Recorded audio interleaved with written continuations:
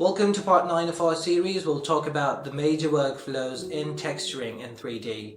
We'll also talk about their applications and their limitations. So there are two main types of texture workflows. One is physically based rendering, also known as PBR, and the other is procedural way of doing things. The PBR is basically simulating the reaction of real-world surfaces to real light, as in what part of the surface is going to be, what color, the bumpiness, how much reflective is it going to be. All of that information is stored in the form of texture maps, also known as texture sets. So these are diffuse or albedo, which stores the color information, specular, which stores the information related to the metallic nature of the substance, a glossy map, which is basically a roughness map, and a normal map, which we've discussed before as well. Using this workflow has the advantage of ease of use, cross-platform compatibility, and faster render times. However, this does come at a cost, which means if your model is a bit larger,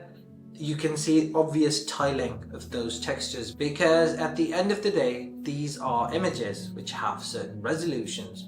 So 1920 by 1080, 2K, 4K, 8K, but these are limited resolutions. Also, all of these textures have to be preloaded in the RAM when the render starts.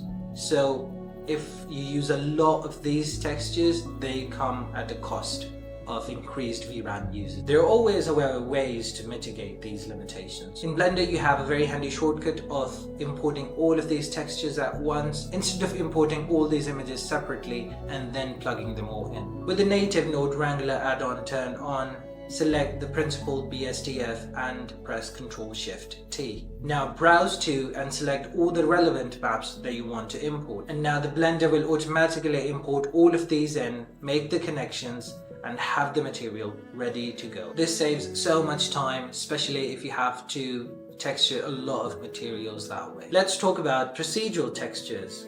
So you might have come across these already, but to reiterate this, these are the textures that are generated mathematically within the program, and they are non-tiling vector textures that you can use to texture your models. And they have the advantage of being unlimitedly scalable, since these are all based on the equation from mathematics, and they're also memory efficient. But since these are created within the program, so you can't really use them outside of that program. So what I try to say is that if you're making procedural textures in Blender, they might not be able to be used in, let's say, Maya or let's say Unreal Engine.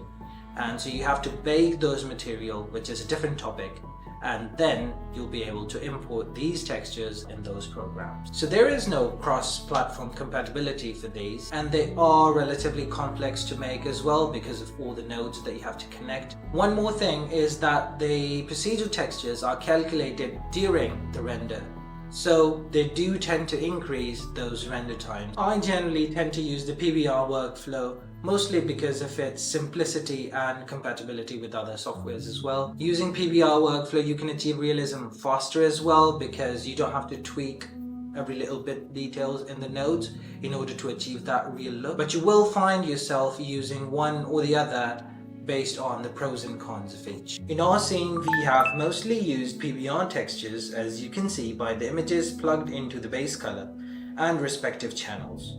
The rock texture, however, is a procedural material, and you can see its complex web of intimidating nodes. When you're modeling a game asset or a hero asset and it's meant to be imported into a game engine or some other DCC software like Maya or Cinema 4D, and you've textured it using the procedural way, you have to bake these textures within Blender in the form of texture sets. And this will output images based on your nodal system. And now these images can be used in a PBR workflow like we did before. Baking is done because the game engines don't really recognize the procedural textures made in some other software, and PBR is more efficient to calculate for the game engines for real-time rendering. So that's it for two major workflows in 3D. Let me know if you have any questions, subscribe if you want, and until next time,